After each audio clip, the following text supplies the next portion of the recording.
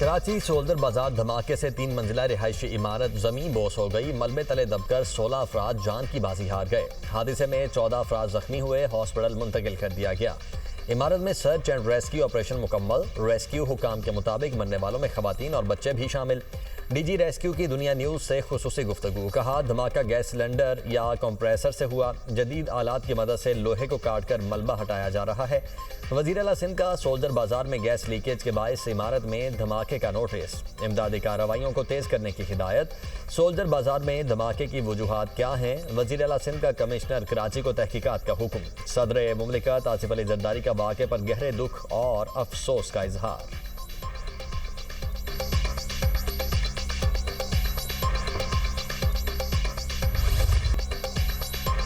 Karachi soldier बाजार में धमाके में मरने वालों के रिश्तेदार गम से निढाल। इमदादी टीमों के ताख़ीर से पहुंचने का शिकवा। जाँ बहक होने वालों के रिश्तेदारों का कहना है, इमदादी काम जल्द शुरू किया जाता तो कई जानें बच सकती थीं। इलाका मकीनों के मुताबिक धमाके की शिद्दत से आसपास की इमारतें भी लरस गईं। तंग गलियों की वजह से रेस्क्यू काम का ऑपरेशन में मुश्किलात का सामना।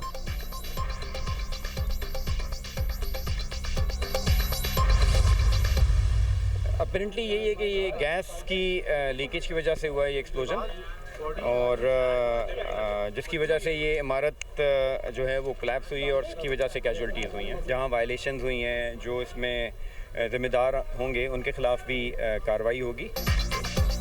सोल्जर बाजार में इमारत गैस लीकेज धमाके के बाद गिरी। सहरी के वक्त सिलेंडर जलाने से इमारत में धमाका हुआ। DIG east doctor Farrukh Lanjar का गिरने वाली इमारत की जगह का दौरा। कहा, इब्तदाई मालूमात के मुताबिक धमाका गैस लीक होने से हुआ। केमिकल एग्जामिन के बाद ही धमाके की असल नौयत का तयन हो सकेगा। मुतल्लिका महकमा बताएगा इमारत कानूनी थी या गैर कानूनी। जिम्मेदारान के खिलाफ कार्रवाई की जाएगी।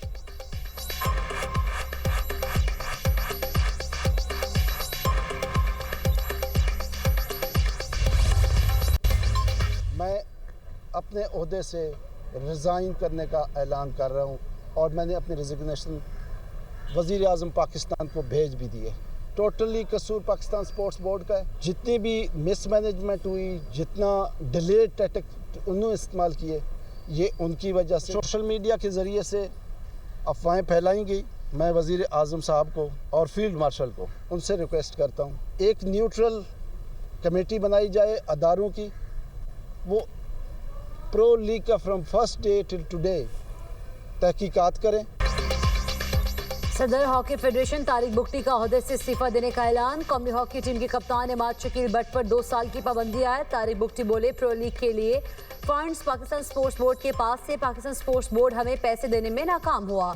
सारी मिसमैनेजमेंट स्पोर्ट्स बोर्ड की तरफ से थी। वज़ीर आज़म ने हॉकी के लिए 25 करोड़ रुपए जारी किए। वज़ीर आज़म और फील्ड मार्शल से दरख्वास्त है कि एक कमेटी बनाई जाए। सोशल मीडिया पर अफवाहें फैलाई गईं और चीज़ें सामने आई। कौमी हॉकी टीम के कप्तान ने पाकिस्तान वापसी पर शिकायत के अंबार लगाए थे।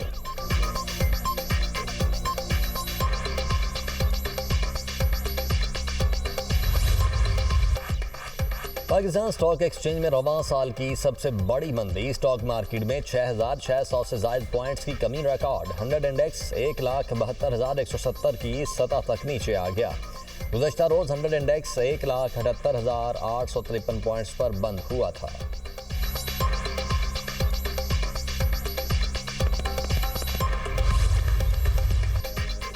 वज़ीर आज़म शहबाज शरीफ आज वाशिंगटन में गजा अमन बोर्ड इजलास में शिरकत करेंगे। नायब वज़ीर आज़म इसहाक डार भी इजलास में शरीक होंगे। वज़ीर आज़म की अमरीकी क़यादत और आलमी रहनुमा से मुलाकातें मुतवक्के। शहबाज शरीफ 20 फरवरी तक अमरीका में क़याम करेंगे। इजलास अमरीकी सदर ट्रंप की ज़ेर सदारत होगा। रुकन ममालिक की जानिब से $5 अरब से ज़ायद इमदाद के वादों के ऐलानात मुतवक्के। इजलास में 20 से ज़ायद ममालिक शिरकत करेंगे। सदर ट्रंप कहते हैं, इजलास में गजा की तामीर के बारे गौर किया जाएगा।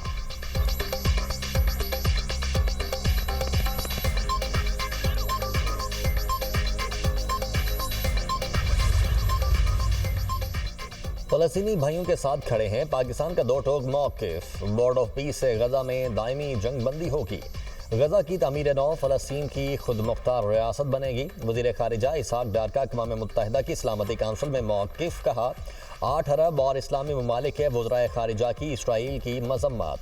गजा की तामीर नौ और इंसानी इमदाद वक्त की अहम ज़रूरत है। फ़लस्तीनी अथॉरिटी का मरकज़ी किरदार लाजिम व मलजूम है। फ़लस्तीनियों के हक़ खुद इरादियत के एहतराम के बगैर कोई हल काबिल अमल नहीं। इसराइल मगरबी किनारे में गैर कानूनी इकदाम कर रहा है। इसहाक डार की गजा से फ़लस्तीनियों को बेदखल करने पर इसराइल की शदीद मजम्मत।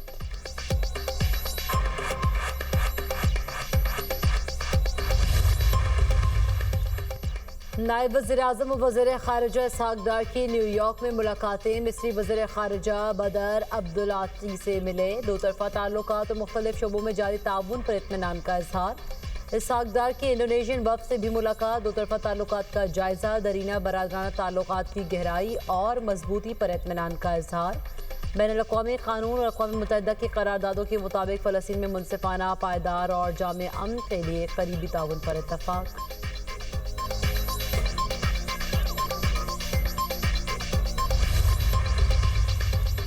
वज़ीर-ए-आज़म शहबाज शरीफ के दौरा ऑस्ट्रेलिया में मुख्तलिफ शोबों में ताउन पर बातचीत हुई। दौरा ऑस्ट्रिया में 3 MOUs पर दस्तखत हुए। तर्जमान दफ्तर खारिजा का कहना है कि वज़ीर-ए-आज़म अमरीका के दौरे पर हैं। शहबाज शरीफ आज गजा बोर्ड ऑफ पीस इजलास में शिरकत करेंगे। वज़ीर-ए-आज़म आला अमरीकी हुकाम के साथ मुलाकातें करेंगे। नायब वज़ीर-ए-आज़म इसहाक डार ने फ़लस्तीनी मुस्तकिल मंदूब से मुलाकात की। एहसन इकबाल ने बांग्लादेश के वज़ीर-ए-आज़म की तकरीब हल्फ बर्दारी में शिरकत की।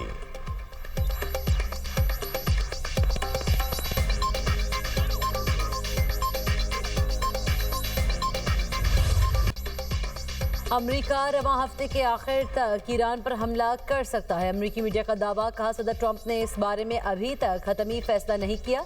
ईरान के खिलाफ कार्रवाई की मनसूबाबंदी पर काफ़ी वक्त सर्व किया जा रहा है। अमेरिका मुख्तलिफ अस्करी और सियासी पहलुओं का जायजा भी ले रहा है।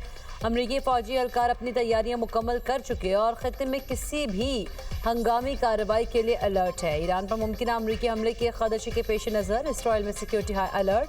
शहरियों को बंकर से करीब रहने की हिदायत कर दी गई है।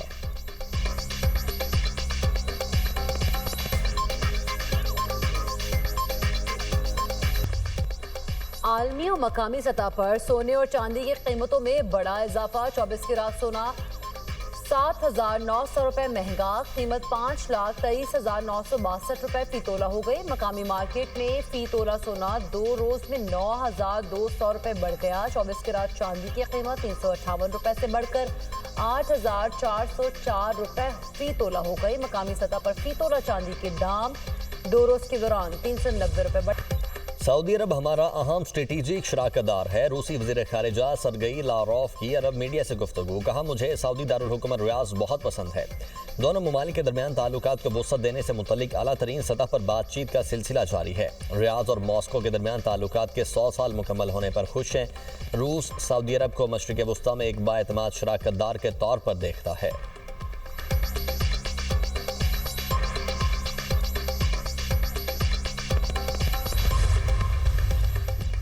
चीन में आतिशबाजी की दुकान में धमाका। 12 अफराद हलाक। धमाके से हाथे में आग भड़क उठी। रेस्क्यू एहलकारों ने आग बुझा दी। तहकीकात जारी। चीन के बड़े शहरों में आतिशबाजी के सामान पर पाबंदी।